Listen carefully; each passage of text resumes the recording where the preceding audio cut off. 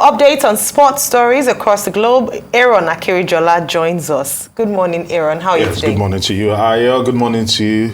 Good morning to UK. It's good to be here today. And it was actually a very eventful weekend, I must say. Packed with actions from back to front.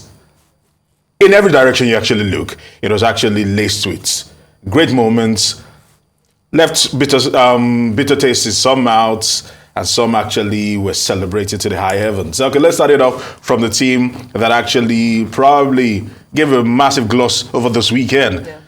In the North London Derby, Arsenal once again rising to the occasion when they mattered the most, 2-0. First half goes, of course, an own goal from Hugo Lloris. Then Martin Odegaard, the captain, actually just putting a finishing gloss on it, a cherry on top of the cake. Arsenal dominated. Tottenham Hotspur came into the game in the second half, but thanks to some heroics from their goalkeeper Ramsdale, certainly ensuring that the Gunners right now, if you can actually see the record now, as it stands right now, they have the most points at this stage of the season, which is 47. Yeah. Quite instructive. The last time they were this good was back in 2004 when they won that particular title, the Invisibles. The last time they actually won the title, you can actually see the table reflective of all the Arsenal has done this season. 8 points clear of chasers Manchester City, who we'll talk about in a moment. Newcastle's third, fourth. Don't get ahead of yourself. No, that's how. Don't get ahead of yourself. Yeah. Wait, Aaron. No. I'm not even asking this question as an Arsenal fan. Yeah. Is it too early to call? Yes, I'm saying that not because of the time, but analyzing the form of the team. So a number of pundits have said that they're in the best form of in many years, this is the best form we've seen Arsenal. So I'm not just talking about it from a place of because they're doing well, obviously it's January, it's too early for looking at timing, but in terms of even this form of the team compared to other Premiership teams. I'll put it this way, those still play Manchester United and Manchester City. Those are 3 games.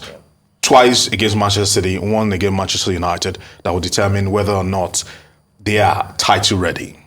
If they can overcome that game, probably with draws or probably take points away from these big guns that are also firing, like Manchester United, then you might begin to talk about maybe a party, or maybe they should begin to put the champagne on ice. Save that, I must tell you. But let's press it further. Of course, it was also the Manchester Derby over the weekend, and quite controversial, I must actually say. Bruno Fernandes' goal, some said shouldn't have stood because Marcus Rashford was still in play with the ball and he was interfering with play. But some will say, no, we don't care. Manchester United won that game 2-1, and that's how it actually ended. And at the moment, Manchester United are getting closer to Manchester City.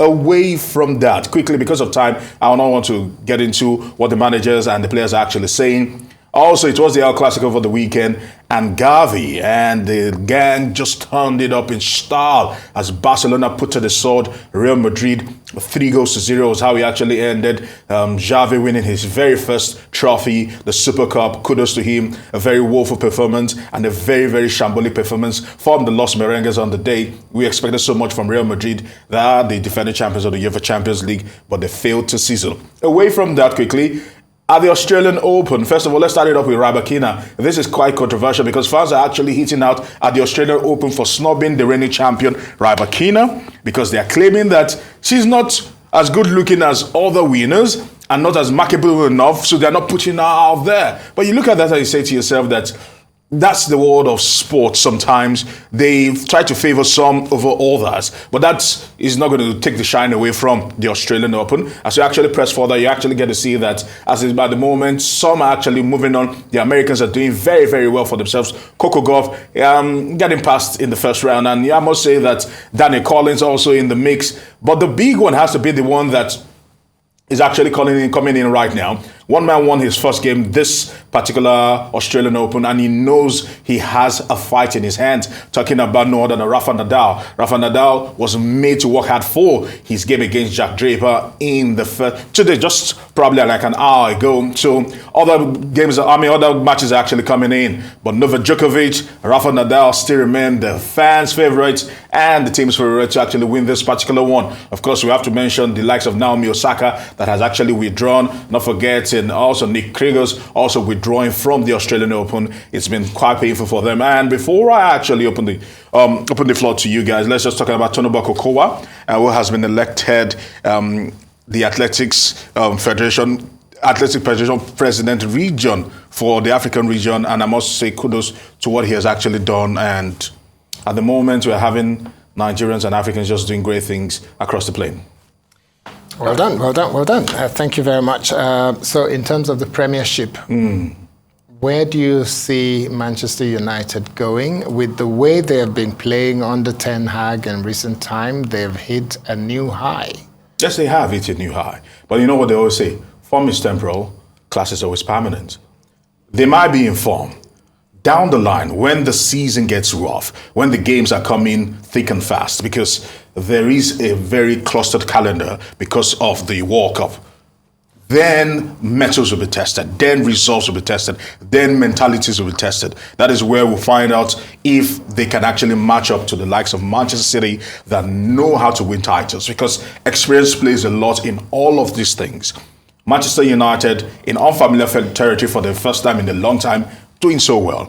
Arsenal also doing very well, speculatively very well. I must say, kudos to them. But when we no, because the point is no one ever saw this coming. Yes. No one ever thought this coming. Because at the beginning of the season, they were hoping to get into the top 4. And right now, I'm maybe hoping that down the line, when probably Mikel Arteta and Edu actually met, down the line they would have said that probably in 2-3 years we will be able to win the Premier League. So they are ahead of schedule. They are ahead of themselves.